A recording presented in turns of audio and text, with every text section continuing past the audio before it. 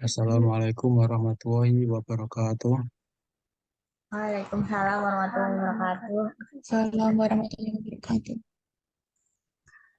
Nah, Hmm, saya Gani Miswanto sebagai manajer umum dari kelompok kalian dan saya ingin menyampaikan beberapa tugas dan kewajiban saya sebagai manajer umum. Yang pertama adalah pengertian dari organisasi, manajemen, kepemimpinan, dan motivasi. Dari pengertian organisasi adalah wadah di mana proses kerja sama sekumpulan orang untuk mencapai satu tujuan tertentu yang terikat dalam hubungan formal maupun informal yang bersifat irasional dan emosional. Dan yang kedua adalah manajemen. Manajemen itu sendiri adalah perencanaan, pengorganisasian, pengarahan, pengendalian, aktivitas anggota organisasi, dan kegiatan yang menggunakan semua sumber daya organisasi untuk mencapai tujuan organisasi yang telah ditentukan. Yang ketiga adalah kepemimpinan, adalah kemampuan seseorang pemimpin untuk mengendalikan, memimpin, mempengaruhi pikiran, perasaan, atau tingkah laku orang lain untuk mencapai tujuan yang telah ditentukan sebelumnya. Yang terakhir adalah motivasi. Motivasi merupakan sesuatu yang mendorong seseorang bertindak ataupun berperilaku tertentu. Motivasi ada dalam diri seseorang dan tidak tampak dari luar, dan akan terlihat melalui perilaku seseorang.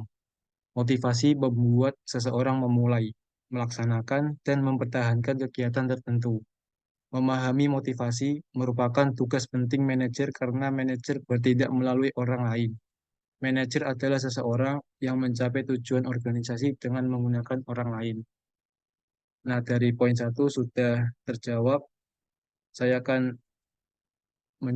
menjawab tentang di poin kedua, yaitu legalitas membentuk organisasi yang legalitas dan secara hukum. Legalitas bagi badan usaha merupakan suatu bukti surat atau sertifikat keabsahan yang diberikan oleh pemerintah kepada pemilik usaha. Banyak manfaat menjalankan usaha dengan memiliki bukti legal dari pemerintah. Antara lain, pertama, kepemilikan izin usaha merupakan bukti warga negara patuh terhadap hukum, sehingga tidak ada alasan bagi pemerintah untuk mempermasalahkannya. Yang kedua adalah kenyamanan dan rasa aman dalam usaha serta meningkatkan kredibilitas usaha. Yang ketiga adalah kelangsungan usaha lebih bisa dipertahankan. Mungkin dapat di beberapa jenis surat perizinan, yaitu yang pertama adalah SKDU, yaitu surat keterangan domisili usaha. Yang kedua adalah NPWP, nomor pokok wajib pajak.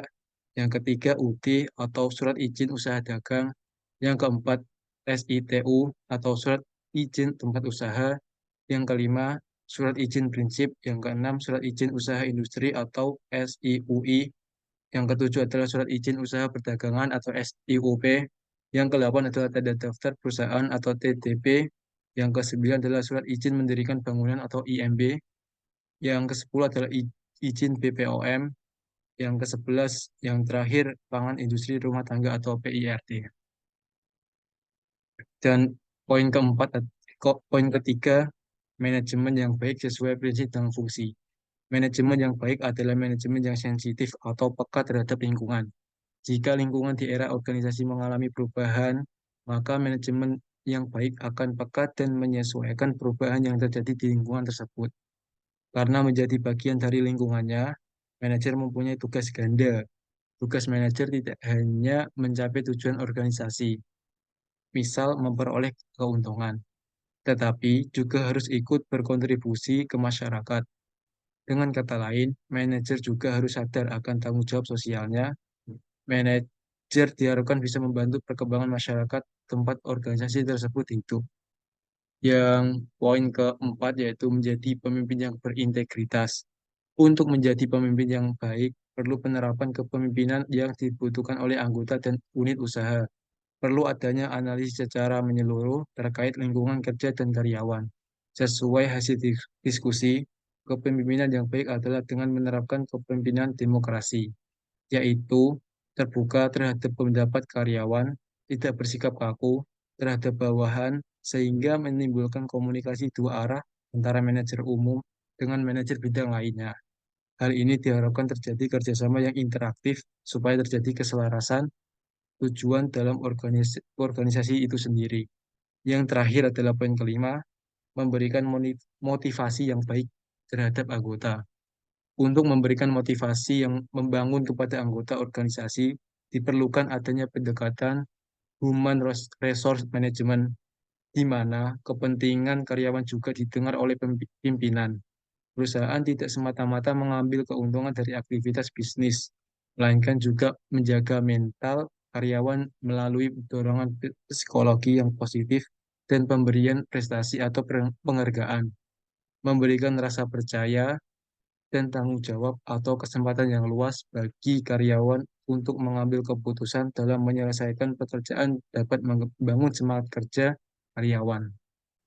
Oke, dari hasil rencana program kerja untuk kelompok induk, yaitu pembentukan perusahaan dan program kerja manajer umum CV Senjawa Nasi. Dan dalam tahap pertama yaitu rencana bisnis. Ada beberapa poin, ada 11 poin. Yang pertama adalah jenis usaha. Jenis usahanya adalah CV berbentuk CV Senjawa Nasi merupakan perusahaan yang bergerak di bidang kuliner. Yang kedua adalah produk. Produknya adalah arem-arem, makanan berupa nasi yang berisi sayur tahu, kemudian dibungkus dengan daun pisang. Arem-arem populer sebagai makanan pengganti sarapan, juga termasuk jajanan pasar yang digemari masyarakat. Yang poin ketiga adalah inovasi. CV Senjawa Nasi memiliki beberapa inovasi yang tentunya berlandaskan pada konservasi alam, yaitu mengganti daun pisang menggunakan rice paper. Selain itu, inovasi isi arem-arem dengan mengganti sayur tahu dengan ayam suwir kemangi, ayam suwir mercon, dan oseng jamur, yang tentunya dapat mengubah cita rasa yang lebih modern dan menarik perhatian masyarakat. Dan yang bagian kemasan yaitu menggunakan kertas kraft yang merupakan kemasan ramah lingkungan. Kraft itu menggunakan 40% dari daur ulang kertas menjadi paper makanan itu. Yang poin keempat adalah tempat usaha. CV Senjawa Nasi memilih tempat yang sangat strategis dan merupakan kota industri terbesar se-Asia Tenggara, yaitu kota Cikarang, Kabupaten Bekasi, Jawa Barat. Alasannya adalah banyaknya pabrik dan jumlah pabrik masih terus bertambah, sehingga lapangan pekerjaan makin banyak terbuka, yang membuat banyak para perantau yang bekerja di sana. Selain itu juga UMR di sana adalah terbesar ketiga se-Indonesia. Disitulah kesempatan untuk mendirikan usaha kuliner arem-arem yang tentunya menjadi makanan simpel bagi anak perantau, terutama pada saat sarapan. Yang poin kelima adalah hukum dan legalitas. Memastikan dan mendapatkan perizinan dari Menteri Hukum dan HAM dan melengkapi semua berkas persyaratan untuk mendaftarkan nama CV secara resmi. Yang poin keenam adalah sumber daya manusia. Kelompok kami rencana merekrut satu karyawan yang kompeten di bidang kuliner, terutama arem-arem, yang nantinya diutamakan pada ibu-ibu yang sudah purna dari pabrik atau tidak sedang bekerja di pabrik, supaya dapat fokus dalam berkomitmen bekerja. Yang poin ketujuh adalah tipe kepemimpinan. Menggunakan tipe kepemimpinan demokratis. Karena dari saya sendiri mengedepankan tentang menangkap berbagai pendapat dari anggota-anggota kerja atau staf, mendorong anggota dapat menuangkan ide-ide kreatif dan inovatif bisnis, dapat mendorong komunikasi terbuka, dan saling mendengarkan aspirasi kemudian disaring untuk dapat menyelaraskan tujuan dari bisnis kita. Yang poin ke-8 adalah lingkungan kerja. pemberian bimbingan staf atau anggota setiap bidang, memberikan semangat dan motivasi untuk menguatkan satu sama lain, fleksibilitas dan responsivitas terhadap dinamika dan keadaan internal bisnis, fast respon dalam komunikasi secara online. Yang kesembilan adalah rencana jangka pendek. Rencana jangka pendek itu melakukan berbagai inovasi rasa, mengidentifikasi pasar konsumen, dan menjaga konsistensi kualitas dalam rasa. Poin ke-10 adalah rencana jangka panjang, menjaga ketersediaan bahan baku dengan pemasok yang dapat diandalkan, melakukan inovasi dengan prinsip keberlanjutan yang mengutamakan pada tren-tren di masyarakat yang baru, serta menjaga kualitas pelayanan dan cita rasa. Yang poin terakhir adalah hubungan eksternal. Kelompok bisnis kita bersedia menerima feedback dari konsumen, baik maupun saran dan kritik, serta terbuka untuk menerima yang nantinya bisnis kita akan ditingkatkan dalam segi produksi dan pemasaran, dan terus mengevaluasi di setiap kegiatannya. Yang poin B, yaitu pengorganisasian, ada tiga unsur, yaitu yang pertama adalah menempatkan staf atau anggota sesuai dengan bidangnya masing-masing. Contohnya kayak rekan Galuh, pintar berhitung, saya tempatkan ke bagian manajer keuangan. Yang kedua adalah Rosa, mungkin dari ahli memasak, saya tempatkan ke bagian manajer produksi. Dari rekan Alvina, pandai mempromosikan atau berjualan, saya tempatkan ke bagian manajer pemasaran. Yang terakhir adalah rekan Rika, kritis dalam menganalisis, saya tempatkan ke bagian manajer resiko. Dari pembagian tersebut, tidak ada keraguan dalam menentukan bidang masing-masingnya. Yang poin kedua adalah memberikan arahan serta motivasi dalam melakukan job placement-nya masing-masing dengan pendekatan Human Resource Management yang tadi saya bahas. Yang poin terakhir adalah serta mengkoordinir staf atau anggota tiap bidang apakah ada tanggapan atau sanggahan untuk menjelaskan tujuan. Yang poin C yaitu pelaksanaan, ada dua unsur. Yang unsur pertama adalah melaksanakan rencana bisnis yang telah ditetapkan. Yang kedua, memberikan instruksi dengan jelas dan arah tujuan dengan komunikasi yang baik. Poin D, poin yang terakhir adalah pengawasan. Ada dua unsur. Yang pertama adalah mengawasi dan mengkoordinir pelaksanaan job desk tiap masing-masing manajer bidang, sejauh mana yang sudah dikerjakan dan apa masalah yang sedang dihadapi oleh setiap manajer bidang tersebut.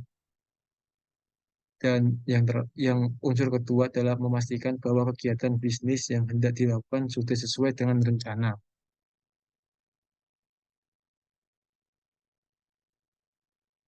Mungkin tugas dan tanggung jawab sebagai manajer umum, yaitu bertanggung jawab mengawasi unit tertentu yang mempunyai beberapa bidang sekaligus.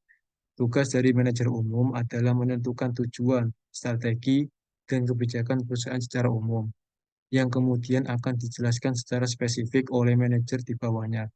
Selain itu, manajer umum juga bertugas mengawasi dan mengkoordinasi unit tertentu yang mempunyai beberapa bidang sekaligus. Manajer umum bertanggung jawab terhadap aktivitas pemasaran, keuangan, produksi, dan risiko. Berikut urgensi sebagai seorang manajer umum dalam mengelola sumber daya manusia, antara lain menganalisis situasi ketenaga kerjaan organisasi, merencanakan tujuan organisasi di masa mendatang, menganalisis lingkungan internal dan eksternal organisasi atau perusahaan, mengevaluasi prestasi karyawan, serta melaksanakan pendelegasian wewenang bila perlu. Dan yang terakhir adalah merencanakan pelatihan dan pengembangan tenaga kerja.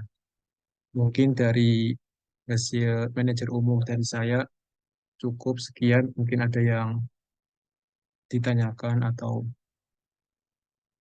yang kurang paham bisa bertanya.